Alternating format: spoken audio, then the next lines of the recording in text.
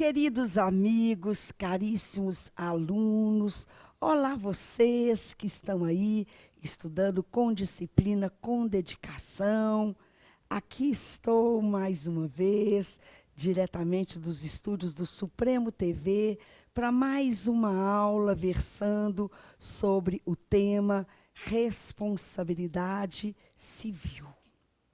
E o que eu gostaria de apresentar aos senhores nesta oportunidade é com respeito à indenização que a vítima tem o direito de receber para a compensação do dano moral. Vejam os senhores que toda responsabilidade civil, ela consiste exatamente nesta obrigação de indenizar. Não é sem razão que nós temos reiteradas vezes repetido que a responsabilidade civil é exatamente aquela que dói no bolso, porque ela consiste na obrigação de indenizar, de maneira que a responsabilidade civil, diferente da responsabilidade criminal, que pode ser pessoal ou patrimonial, é sempre patrimonial. A responsabilidade criminal pode ser pessoal, porque nós temos penas privativas de liberdade, restritivas de direito, e pode ser patrimonial, porque nós temos penas de multa, pena pecuniária. Mas a responsabilidade civil é sempre patrimonial, porque a maneira através da qual nós vamos responsabilizar civilmente alguém é exatamente obrigando este alguém a indenizar a vítima, tanto para repará-la quando o dano for material, como para compensá-la em se tratando de dano moral. Vejam que vários estudiosos do direito destacaram obstáculos, óbices, para entender, para reconhecer, para admitir uma indenização do dano moral. Foram óbices que, por muito tempo, foram considerados intransponíveis. Óbices que nós não conseguiríamos superar em razão de vários argumentos diferentes. Primeiro, dificuldade ou até, muitas vezes, impossibilidade de sua avaliação pecuniária. Segundo, a imoralidade de se compensar com moeda o sofrimento e a dor da vítima. E mais, o arbítrio conferido ao julgador na fixação desse valor de indenização. Então, importantes estudiosos do direito, doutrinadores, defendiam a existência desses obstáculos intransponíveis para admitirmos a indenização pelo dano moral. Argumentos relevantes, robustos, que foram utilizados exatamente com esse propósito, com esse desiderato de explicar a árdua tarefa que muitas vezes era enfrentada pelos juristas, que no polo oposto defendiam a viabilidade e a necessidade de que houvesse ressarcimento para o dano moral. Mas percebam que toda esta discussão acabou caindo abaixo. Sobretudo quando tivemos o Código de Defesa do Consumidor, aliás, antes, a Constituição de 1988, reconhecendo indenização por dano moral. E depois da Constituição de 88 e 90, o Código de Defesa do Consumidor, assegurando como direito básico do consumidor a prevenção ou reparação integral do dano patrimonial ou moral. Então, vejam que não há, nos dias atuais, como negar a possibilidade de se ter uma indenização por dano moral. Esta controvérsia ficou superada de vez, tanto por força da Constituição de 1988, o que, aliás, até rendeu a edição da súmula 37 do Superior Tribunal de Justiça, do STJ. Mas toda a dificuldade que sempre foi colocada como obstáculo para a reparabilidade do dano moral, ainda que não se negue essa reparabilidade, persiste. Porque a maior dificuldade que os juízes enfrentam no cotidiano forense, nas ações de indenização por danos morais, consiste exatamente na fixação do valor desta indenização. Vejam, como quantificar o dano moral? Como avaliar a dor ou a extensão da dor e do sofrimento de uma pessoa? Cartão de crédito na propaganda comercial não tem preço. Tem pessoas que são mais sensíveis. Tem outras que são mais tolerantes. Então, os juízes, mais do que nunca, sempre precisavam ter uma cautela muito grande na fixação da indenização por dano moral. Uma prudência, um cuidado maior, exatamente para não fixar um valor muito pequeno, que não seja suficiente para punir, nem um valor muito grande que venha monetarizar a dor e o sofrimento da vítima.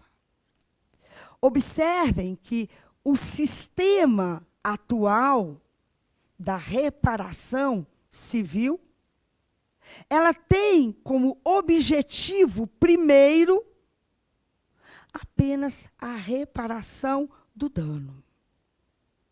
Apenas devolver à vítima tudo aquilo que lhe foi tirado. Nem mais e, de regra, nem menos. O sistema atual do nosso ordenamento jurídico determina que a indenização mede-se pela extensão do dano. Porque o que nós queremos é fixar um valor de indenização que apenas restitua à vítima aquilo que lhe foi tirado, aquilo que perdeu, lhe dando aquilo que ela deixou de ganhar e nada mais. Esse sistema, no entanto, ele se aplica à fixação da indenização por dano material.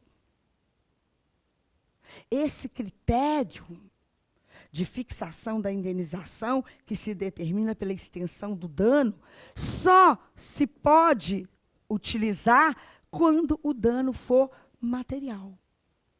Porque o dano moral é insuscetível de apreciação econômica.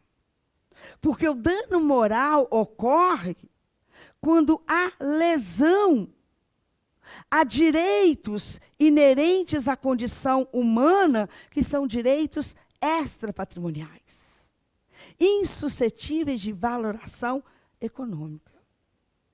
Por isso que grandes civilistas têm defendido que a indenização por dano material é destinada à reparação. Mas a indenização por dano moral serve apenas para compensação da vítima. Mas percebam que toda a sanção que existe hoje no sistema da responsabilidade civil tem caráter meramente sucessivo, porque parte da premissa de que o dano já ocorreu. Nós sabemos que o dano é conditio sine qua non, é essencial para cogitarmos de responsabilidade civil. Um dano real ou presumido pelas circunstâncias, mas ele precisa ser certo. Não é o dano provável, é o dano certo que é suscetível de indenização. E percebam que com a indenização, o que nós queremos é exatamente restabelecer a situação anterior. Apenas devolver à vítima aquilo que lhe foi tirado por direito. No entanto, esta sistemática de apenas restabelecer a vítima ao estado anterior acaba deixando de lado medidas preventivas que poderiam ser usadas. Esse sistema de só devolvermos à vítima aquilo que lhe foi tirado por direito, sem adotarmos medidas preventivas, não tem se mostrado eficaz. Por quê? Porque ele não combate a atitude delituosa que leva ao dano.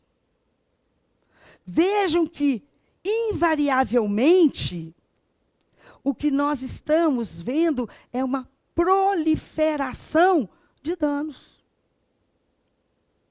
Porque, às vezes, até por falta de parâmetro, os juízes fixam um valor a título de indenização por danos morais, de forma tão tímida, tão acanhada, para não monetarizar dor e sofrimento,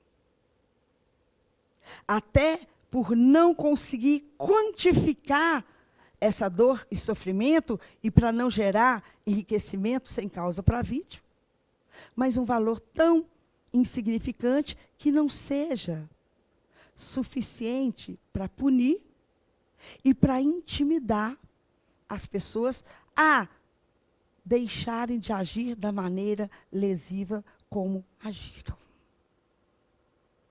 Então, a sanção civil, essa obrigação de indenizar, ela passa a ser mais eficaz, mais eficiente, quando representa não só essa vertente da sucessão nos casos em que o dano já ocorreu, mas que também tenha esse caráter preventivo.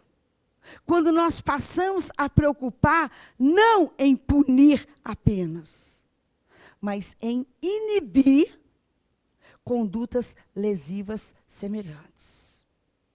Ou seja, para além da tutela repressiva, se tenha também uma tutela preventiva, voltado exatamente para esse propósito, para esse objetivo, de penalizar, de punir o agente que, agindo de modo temporário, lesa direitos alheios, mas uma punição tão eficiente que acaba o inibindo de voltar a agir da maneira como agiu.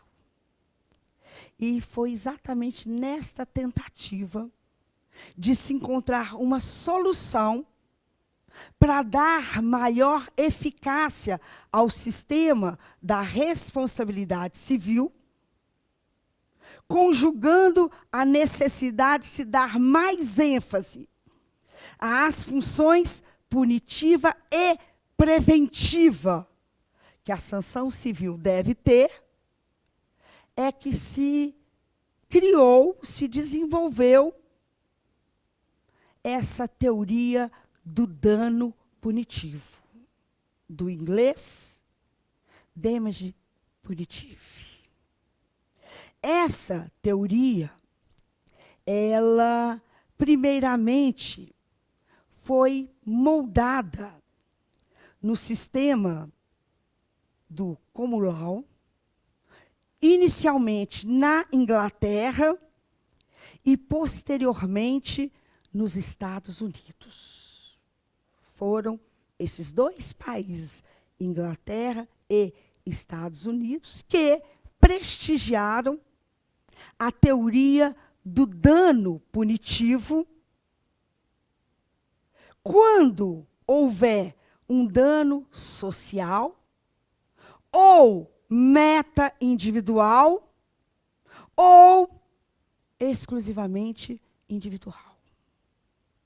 Vejam que teoria do dano punitivo, quando se defende para a fixação do valor de uma indenização, levarmos em consideração que a condenação civil, além de reparar o dano causado pelo agente à vítima, deve também dissuadir o agente de cometer outras atividades lesivas semelhantes.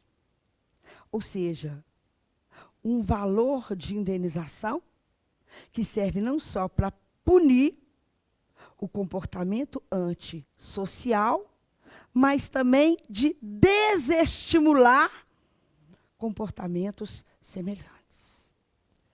Isso porque vejam que o dano social é uma lesão não só à vítima direta do dano, mas principalmente à sociedade como um todo, nos seus mais variados níveis de vida.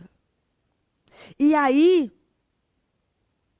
vejam que essa teoria do dano punitivo é a que apregoa, é a que defende que, para a fixação do valor de indenização por dano moral, se deve fazer uma soma de valores variáveis. Uma levando-se em consideração a ofensa amargada pela vítima. E outra, considerando, vejam que esse dano decorreu de um comportamento lesivo, marcado por grave negligência, malícia ou opressão. Uma eventual condenação por dano moral, deve levar em consideração não só um valor para compensar a vítima, a dor e o sofrimento por ela suportado, sem lhe acarretar locupletamento ilícito, como também uma outra parcela de indenização pelo dano punitivo. Então, imaginem uma operadora de telefonia celular. Gente, o servicinho miserável. E fica a dica, não adianta mudar de operadora, não, porque isso só muda o problema. Todas são ruins de cabo a rabo. E talvez não ter um serviço de atendimento ao cliente eficiente fique muito mais caro do que eventuais condenações por dano moral.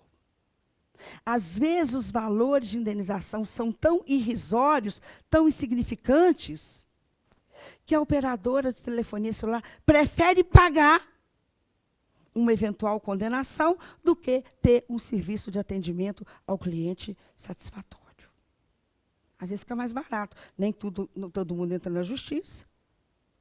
Nem todos que entram ganham. Então, vão pagar para ver. Agora, quando se fixa um valor que desestimule esse péssimo serviço, levando-se em consideração a capacidade econômica das operadoras de telefonia celular, isso poderia acarretar enriquecimento ilícito para a vítima. Aí, a teoria do dano punitivo defende que o valor da indenização deve abarcar duas parcelas.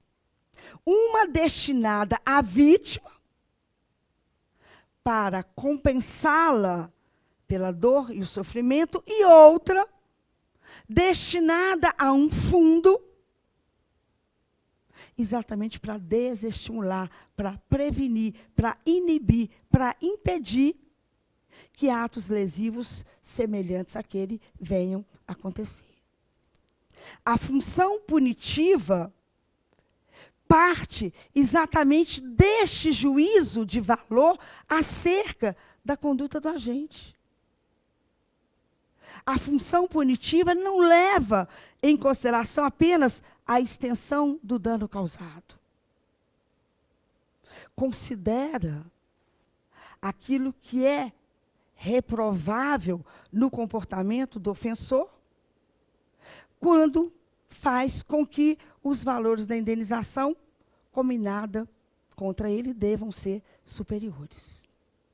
Então, vejam que, com essa função preventiva, a gente não deve considerar apenas e tão somente as condições da vítima para que não haja enriquecimento ilícito da sua parte.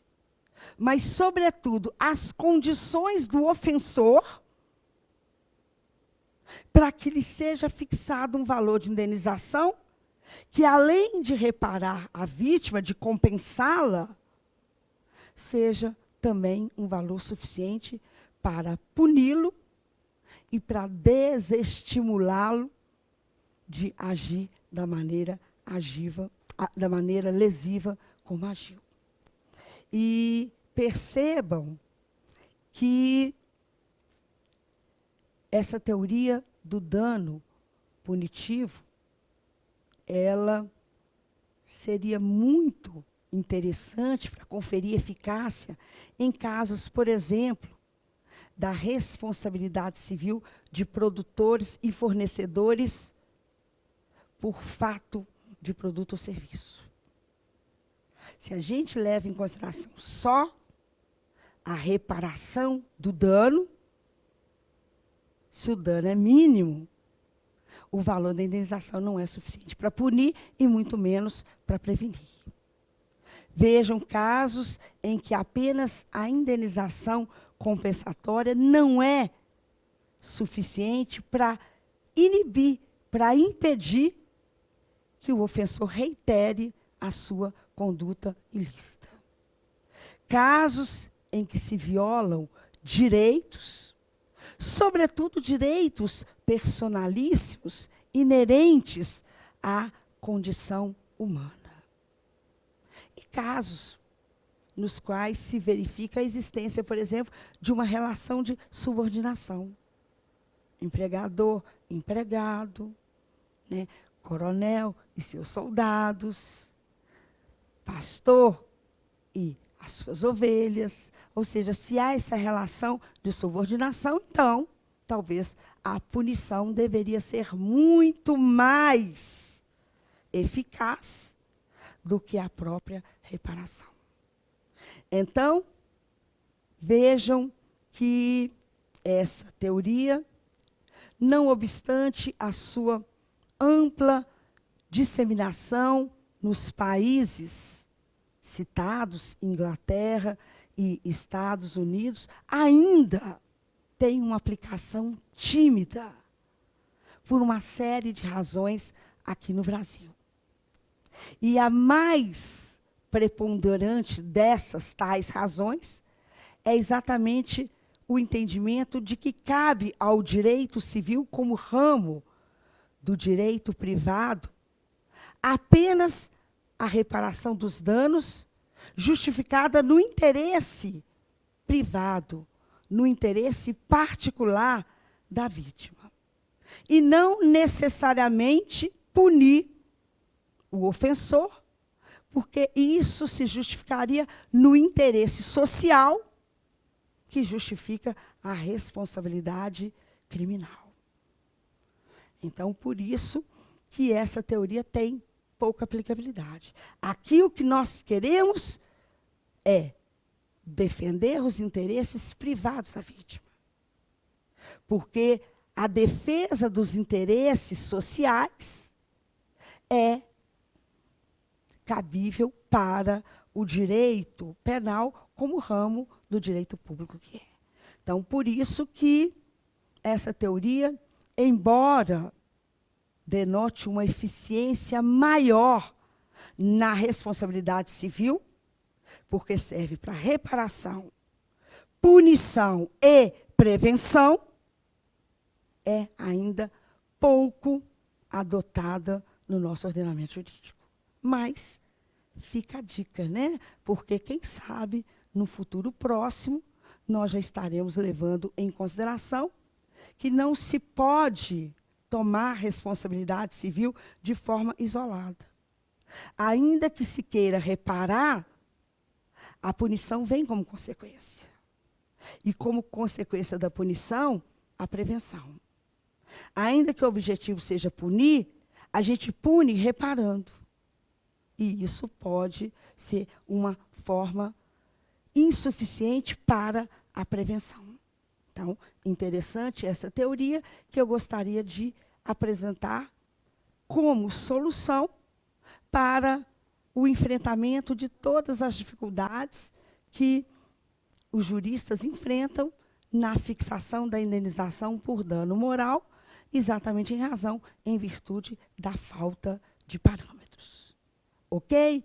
Com tais considerações, eu encerro mais este bloco, mais esta aula, agradecendo a sua atenção, agradecendo a Deus pela oportunidade de estarmos aqui e com a esperança de ter trazido a matéria de forma clara, de forma objetiva, com esse afã de ajudá-los na boa preparação que precisam ter para a tão sonhada aprovação. Muito obrigada, pessoal, e até o nosso próximo encontro, até a nossa próxima aula, se Deus quiser. Até lá.